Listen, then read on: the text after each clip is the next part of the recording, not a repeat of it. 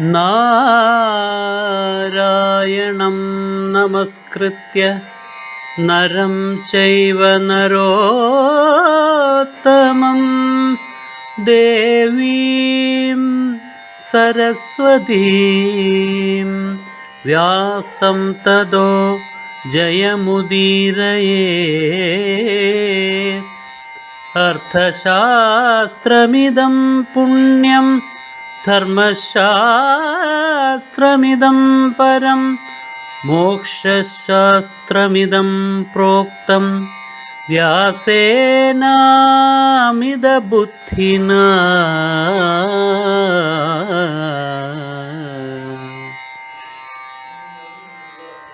നമ്മുടെ എല്ലാം ഉള്ളിൽ ആ പരമമായിരിക്കുന്ന തേജസ്സുണ്ട്. അനന്തകോടി സൂര്യന്മാരെപ്പോലും ലജ്ജിപ്പിക്കുന്നതായ തേജസ്, ആ സൂര്യനെപ്പോലും ഇരുട്ടാക്കി തീർക്കുന്നതായ തേജസ്, ആ തേജസ് നമ്മുടെ എല്ലാവരുടെയും ഉള്ളിലുണ്ട്. പുല്ലിനുള്ളിലും പുഴുവിനുള്ളിലുമുണ്ട്. പക്ഷെ നമ്മുടെ അജ്ഞാനം കൊണ്ട് അത് മറഞ്ഞിരിക്കുന്നു എന്ന് മാത്രം. ചാരം വന്ന് കനലിനെ പൊതിഞ്ഞിരിക്കുന്ന പോലെ. ആകെ വേണ്ടത് ചാരത്തെ ദൂരേക്ക് പറപ്പിച്ചു വിടണം, അജ്ഞാനത്തെ ദൂരേക്ക് പറപ്പിച്ചു വിടണം. അപ്പോഴേക്കും ആ തേജസ് പ്രകടമായിത്തീരും. ഇതാണ് അർജുനനോട് പറഞ്ഞത്. അഥവാ അർജുനൻ എന്നുള്ള ഉപാധിയിലൂടെ നമ്മോട് പറയുന്നത്. വ്യാസൻ ഈ കഥ നമ്മെ കേൾപ്പിക്കുന്നതിന് വേണ്ടിയിട്ടാണ്. നാം നിൽക്കുന്നതായ പരിമിതികളുടെ മണ്ഡലത്തിൽ നിന്ന് നമ്മെ കൈപിടിച്ച് നമ്മെ മുകളിലേക്ക് നയിക്കാൻ വേണ്ടിയിട്ടാണ് മഹാഗുരുവായ സത്യവതീപുത്രൻ വ്യാസഭഗവാൻ ഈ കഥയെല്ലാം ഈ പ്രകാരത്തിൽ നമ്മെ പാടിക്കേൾപ്പിക്കുന്നത്. നിന്റെ ഉള്ളിൽ പരമമായ തേജസ് ഇരിക്കുന്നു എന്ന് നമ്മുടെ മുഖത്ത് നോക്കിയിട്ട് അദ്ദേഹം പ്രഖ്യാപിക്കുകയാണ്. അതേപോലെ തന്നെ പുരുഷോത്തമനായിരിക്കുന്ന വിഷ്ണുവിലും, വിഷ്ണു എങ്ങും നിറഞ്ഞു നിൽക്കുന്നവൻ നേരത്തെ പറഞ്ഞു, പുരുഷോത്തമനായിരിക്കുന്ന ആ വിഷ്ണുവിലും പരമമായ തേജസ്സാണ് ഇരിക്കുന്നത്. ഈ ലോകത്തിലുള്ള എല്ലാ പദാർത്ഥങ്ങളിലും ജീവനുള്ളതെന്നോ ജീവനില്ലാത്തതെന്നോ ഉള്ള വ്യത്യാസമില്ലാതെ എല്ലാറ്റിലും പരമമായ തേജസ് നിറഞ്ഞിരിക്കുന്നു. അത് നാം മറന്നുപോയി എന്ന് മാത്രം. അതിനെ നാം അറിഞ്ഞാൽ മാത്രം മതി, ആ മറവി തീർത്താൽ മാത്രം മതി. മറച്ചു വച്ചിരിക്കുന്ന രജസ്സിനെയും തമസ്സിനെയും ആട്ടിപ്പായിച്ചാൽ മാത്രം മതി. ഒരു വിളക്ക് കൊളുത്തി വയ്ക്കുക, ഇരുട്ട് തന്നെത്താനെ ഓടിക്കോളും. ജ്ഞാനത്തിൻ്റെ ദീപം കൊളുത്തി വയ്ക്കുക, എങ്കിൽ ഉള്ളിലിരിക്കുന്നതായ രജസ്സും താമസവും ഉടൻ തന്നെ ഓടി ദൂരേക്ക് രക്ഷപ്പെട്ടുകൊള്ളൂ. പിന്നെ നമ്മുടെ അടുത്തെങ്ങും വരില്ല.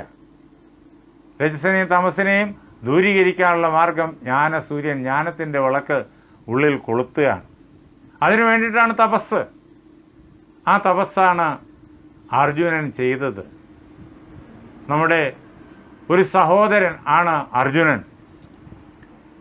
അങ്ങനെ ആ അർജുനന്റെ അതേ മാർഗം പിന്തുടർന്നാൽ നാം എല്ലാം അവിടെ എത്തിച്ചേരും എന്ന് വ്യാസൻ നമ്മെ പഠിപ്പിക്കുന്നു.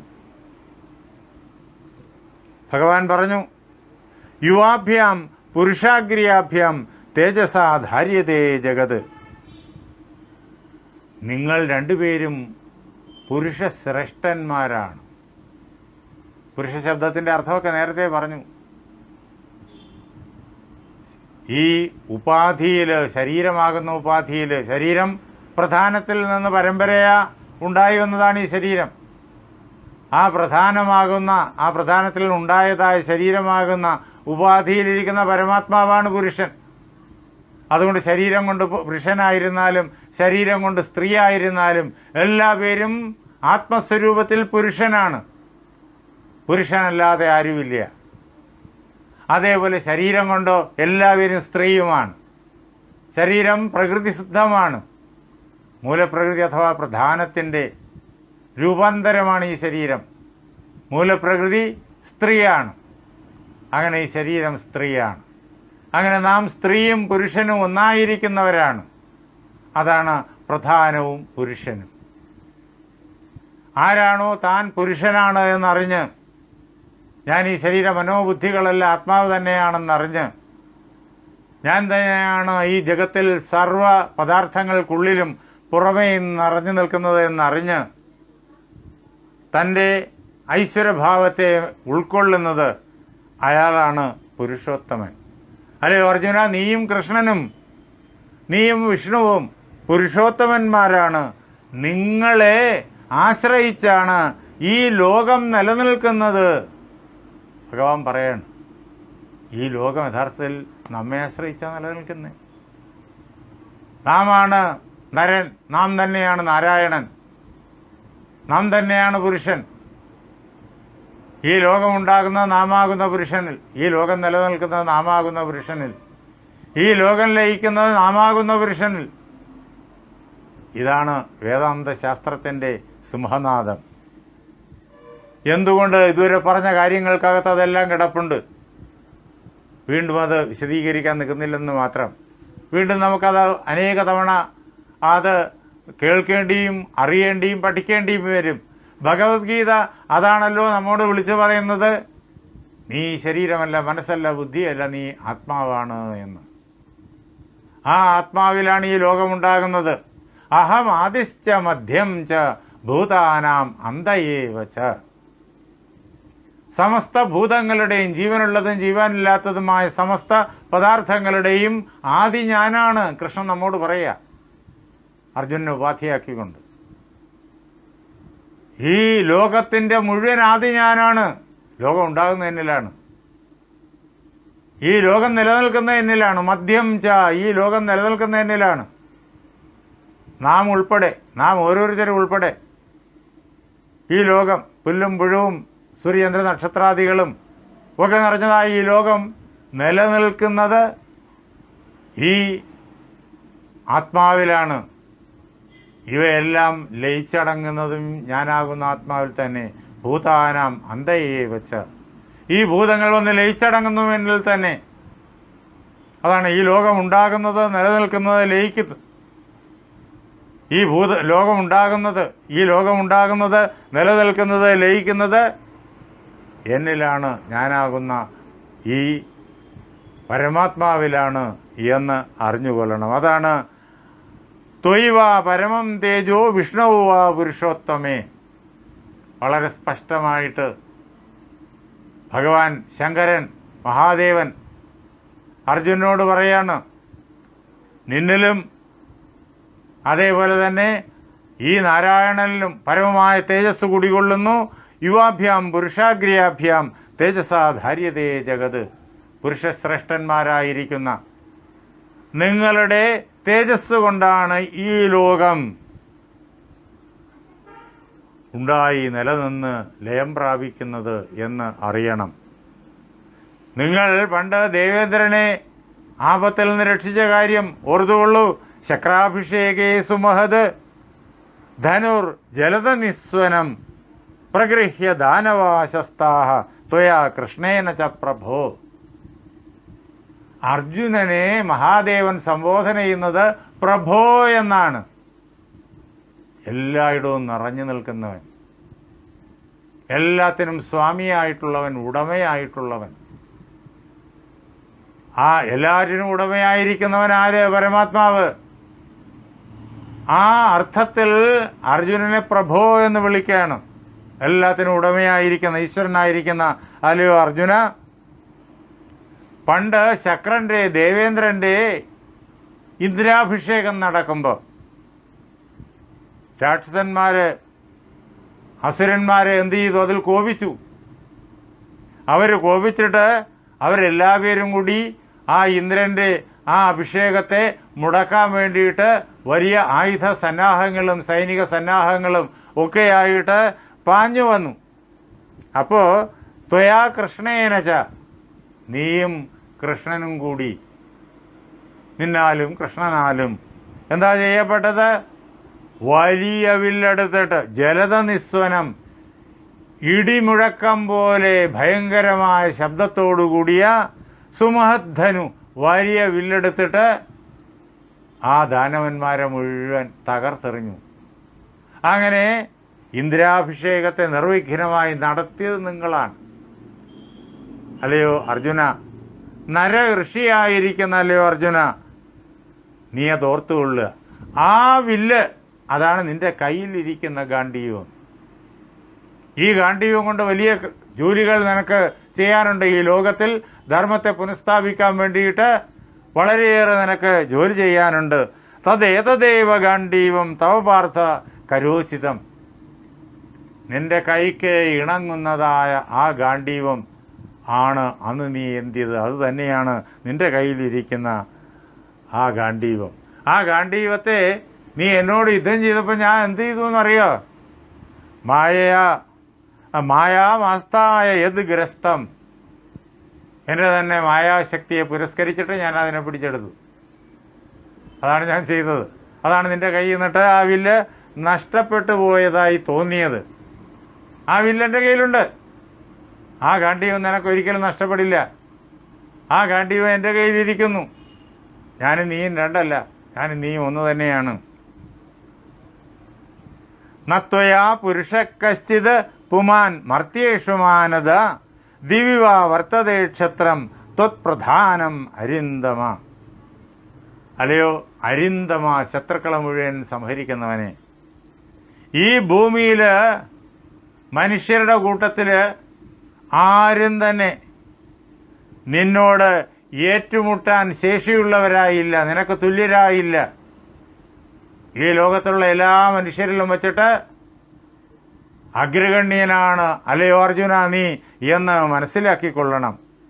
എന്ന് മാത്രമല്ല, ആരൊക്കെയാണോ ദേവലോകത്ത് മറ്റ് ലോകങ്ങളിൽ കുടികൊള്ളുന്നത് അവരിൽപ്പെട്ടവർക്ക് പോലും, ദേവാദികൾക്ക് പോലും, അസുരാദികൾക്ക് പോലും ഒരു പ്രകാരത്തിലും നിന്നോട് നേരിട്ട് നിന്ന് യുദ്ധം ചെയ്യാൻ പറ്റില്ല, നിന്നെ തോൽപ്പിക്കാൻ പറ്റില്ല. അവരെ മുഴുവൻ പരാജയപ്പെടുത്തുവാനുള്ള ശേഷി നിനക്കുണ്ട്. ഈ ഗാണ്ഡീവം അതിനു വേണ്ടിയിട്ട് നിന്റെ കയ്യിൽ ഇരിക്കുന്നതാണ് എന്ന് അറിഞ്ഞുകൊള്ളണം. നീ അരിന്തമനാണ്, ശത്രുക്കളെ മുഴുവൻ സംഹരിക്കുന്നവനാണ് എന്ന് ഭഗവാൻ അർജുനന് കരുത്ത് പകർന്നുകൊണ്ട് അർജുനനോട് പറഞ്ഞു. അർജുനനെ സമാധാനിപ്പിച്ചുകൊണ്ട് ഭഗവാൻ പറഞ്ഞു. ആ അവസരത്തിൽ തൻ്റെ ആഗ്രഹം എന്താണോ അത് അർജുനൻ ഭഗവാന്റെ പാദങ്ങളിൽ സമർപ്പിക്കുകയാണ്. തൻ്റെ ആഗ്രഹം എന്താണ്?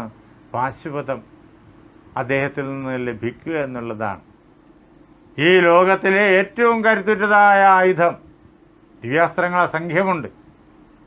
ആ ദിവ്യാസ്ത്രങ്ങളെ എല്ലാറ്റിനെയും പരാജയപ്പെടുത്തുവാൻ ശേഷിയുള്ള ഏറ്റവും വലിയ ആയുധം, അതിന് സമാനമായി വേറൊന്നില്ല. അതിനെ ഒരു ആയുധം കൊണ്ടൊന്നും എടുക്കാനാവില്ല. അങ്ങനെയുള്ളതായ ആ പാശുപതത്തെ അല്ലയോ ഭഗവാനെ അങ്ങ് എനിക്ക് തരണം എന്ന് പ്രാർത്ഥിക്കാൻ വേണ്ടിയിട്ടാണ് അർജുനൻ അവിടെ ആ കൈലാസപർവ്വതത്തിലെത്തിയിട്ട് ഇത്രയും കാലം തപസ് ചെയ്ത് കഠിനമായ തപശ്ചര്യയിൽ ഏർപ്പെട്ടത്. ഇപ്പോഴിതാ ആ ഭഗവാൻ തന്നിൽ കാരുണ്യം മഴ പോലെ ചൊരിഞ്ഞുകൊണ്ട് തൻ്റെ മുന്നിൽ നിൽക്കുന്നു. അർജുനൻ താൻ എന്തിനു വേണ്ടിയിട്ടാണോ വന്നത് അത് ഭഗവാനോട് ചോദിക്കുകയാണ്. അതാണ് നമുക്ക് ഈ 40-ാമത്തെ അധ്യായത്തിലെ 8-ാമത്തെ ശ്ലോകത്തിലൂടെ കേൾക്കാൻ തുടങ്ങേണ്ടത്. നാളെ രാത്രി 8:30 ഇതേ പ്രകാരത്തിൽ നമുക്ക് ഒരുമിച്ച് കൂടാം. തപസ് ഏതെല്ലാം പ്രകാരത്തിലാണ് ഈ ലോകത്തിലുള്ള ഏതൊരു വ്യക്തിയെയും കരുത്തുറ്റവരാക്കി മാറ്റുന്നത്, സന്തോഷയുക്തരാക്കി മാറ്റുന്നത്, അത്ഭുത കർമ്മങ്ങൾ ചെയ്യുവാൻ പ്രാപ്തിയുള്ളവരാക്കി മാറ്റുന്നത് എന്ന് നമുക്ക് ഇവിടെ കാണാം. ഈ മഹാഭാരതം അർജുനന്റെ ആ പരാക്രമത്തിന്റെ ഏറ്റവും വലിയ ദൃഷ്ടാന്തമാണ്. നാരായണ സഹായവാനായ അർജുനന്റെ പരാക്രമം. അർജുനൻ എപ്പോഴും കൂട്ടായിട്ട് നാരായണനുണ്ട്. മനസ്സ് അർജുനൻ്റേതാണെങ്കിൽ ഈ ലോകത്തിലെല്ലാവർക്കും നാരായണൻ കൂട്ടായിട്ടുണ്ട്. പരാജയം വന്നത് ഒരിക്കലും ഉണ്ടാവില്ല. എത്ര യോഗേശ്വര കൃഷ്ണോ എത്ര പാർത്ഥോ ധനുർധര തത്ര ശ്രീർ വിജയോ ഭൂതിർ ധ്രുവാനീതർ മധർമ്മമ. എവിടെയാണോ യോഗേശ്വരനായ കൃഷ്ണനുള്ളത്, എവിടെയാണോ വില്ലെടുത്ത പാർത്ഥനുള്ളത്, അവിടെ ഐശ്വര്യമുണ്ടാകും, വിജയമുണ്ടാകും, എല്ലാ പ്രകാരത്തിലുമുള്ള മംഗളങ്ങളുമുണ്ടാകും. ഭൗതികമായിട്ടുള്ളതായ മംഗളവും പരമമായിരിക്കുന്ന അഭൗതികമായിരിക്കുന്ന നിശ്രേയസ്സും എല്ലാം അവിടെ ഉണ്ടാകും. ഇതെൻ്റെ ഉറച്ച അഭിപ്രായമാണ്. വ്യാസഭഗവാന്റേതാണ് ഈ വാക്യം. അത് അദ്ദേഹം സഞ്ജയനെ കൊണ്ട് പറയിക്കുന്നതായിട്ട് ഈ കഥയിൽ നമുക്ക് കാണാം. അതാണ് ഭഗവത്ഗീതയിലെ 700-ാമത്തെ ശ്ലോകം 18-ാം അധ്യായത്തിൻ്റെ അവസാനം വരെ. അതാണ് മഹാഭാരതത്തിൻ്റെ മുഖ്യ പ്രമേയം. മഹാഭാരതത്തിലെ ഈ വിപുലമായ 1,00,000 ശ്ലോകങ്ങൾ നമ്മുടെ മുന്നിൽ സമർപ്പിക്കുന്ന ആ അത്യധികം അത്ഭുതകരമായിരിക്കുന്ന വിപുല കഥ നമുക്ക് തരുന്ന സന്ദേശം ഇതാണ്: യോഗേശ്വരനായ കൃഷ്ണനും ധനുർധാരിയായ പാർത്ഥനോടെ ഉണ്ടോ അവിടെ വിജയം, ഭൗതികവും അധ്യാത്മവും സുനിശ്ചിതം. അതിനാൽ സർവവും കൃഷ്ണനിൽ സമർപ്പിച്ചുകൊണ്ട് ധനുർധരനായ പാർത്ഥനായിട്ട് പ്രവർത്തിക്കൂ. ഇതാണ് വേദാന്തത്തിൻ്റെ സന്ദേശം, അതാണ് ഗീതയുടെ സന്ദേശം, അതാണ് മഹാഭാരത സന്ദേശം. മഹാഭാരതത്തിൽ വരച്ചു കാട്ടിയിരിക്കുന്ന അതാണ്. നമുക്ക് നാളെ അത് ചർച്ച ചെയ്യാം. 8:30 എല്ലാവരും വരണം. സുഹൃത്തുക്കളോടും ബന്ധുജനങ്ങളോടും എല്ലാവരോടും ഈ വൃത്താന്തം അറിയിക്കണം. എല്ലാവരെയും പരമാവധി ഇതിൽ പങ്കെടുപ്പിക്കണം. നമ്മുടെ സ്വന്തമായിരിക്കുന്ന സമ്പത്തിനെ നാം അറിയണം, നാം ഉൾക്കൊള്ളണം, അതെല്ലാവർക്കും വാരിക്കൊടുക്കണം. ആ സമ്പത്ത് അതാണ് ഈ ഗീത ഭാരതം. ഇതിൽ വലിയ സമ്പത്തില്ല. നമ്മെ നാമാക്കി തീർക്കുന്ന, നമ്മെ ബ്രഹ്മസ്വരൂപരാക്കി തീർക്കുന്ന സമ്പത്ത്. നാളെ രാത്രി 8:30 കാണാം. എൻ്റെ വാക്കുകളാകുന്ന പൂജാപുഷ്പങ്ങൾ പാർവതീ പരമേശ്വരന്മാരുടെ പാദങ്ങളിൽ, ശ്രീരാമസീത ആഞ്ജനേയന്മാരുടെ പാദങ്ങളിൽ, എൻ്റെ ഗുരുനാഥനായ ജഗദ്ഗുരു സ്വാമി സത്യാനന്ദ സരസ്വതി തൃപ്പാദങ്ങളിൽ, എൻ്റെ പരമഗുരുവായ ബ്രഹ്മശ്രീ നീലകണ്ഠ ഗുരുപാദരുടെ പാദപങ്കജങ്ങളിൽ, നിങ്ങളുടെ ഓരോരുത്തരുടെയും ഗുരുവിൻ്റെ പാദപത്മങ്ങളിൽ, ആ ധന്യമായ സങ്കല്പം കൊണ്ട് പവിത്രമായിരിക്കുന്ന നിങ്ങളുടെ ഹൃദയങ്ങളിൽ പൂജാപുഷ്പങ്ങളെന്നോണം സമർപ്പിച്ചുകൊള്ളുന്നു. ജയ് സീതാറാം. സത്യാനന്ദ സംസ്കൃതി എന്നു പേരായ യൂട്യൂബ് ചാനലിനെ കുറിച്ച് നേരത്തെ പലതവണ പറഞ്ഞിട്ടുണ്ട്. ഈ പ്രോഗ്രാമുകളെല്ലാം അതിൽ തുടർച്ചയായി വന്നുകൊണ്ടിരിക്കുന്നു. അതിലും വരണം. അതേപോലെ തന്നെ ഫേസ്ബുക്ക് ഉപയോഗിക്കാത്ത ആളുകൾ ധാരാളമുണ്ട്. എന്നാൽ യൂട്യൂബ് ഉപയോഗിക്കുന്നവർ, അവർക്ക് അതിലൂടെ ലഭിക്കും. ഫേസ്ബുക്ക് ഉപയോഗിക്കുന്നവർക്കും അതിലൂടെ ലഭിക്കും. അത് തുടർച്ചയായിട്ട് നമ്മൾ ഈ ക്ലാസ് തുടങ്ങിയ അന്ന് തൊട്ട് ഒരു ദിവസവും മുടക്കമില്ലാതെ അത് തുടർച്ചയായിട്ട് വന്നുകൊണ്ടിരിക്കുന്നു. അത് സബ്സ്ക്രൈബ് ചെയ്യണം, അതിൽ വരണം എന്ന് അഭ്യർത്ഥിക്കുന്നു. എല്ലാ സുഹൃത്തുക്കളെയും അക്കാര്യം അറിയിക്കണമെന്നും അഭ്യർത്ഥിക്കുന്നു. നമസ്കാരം.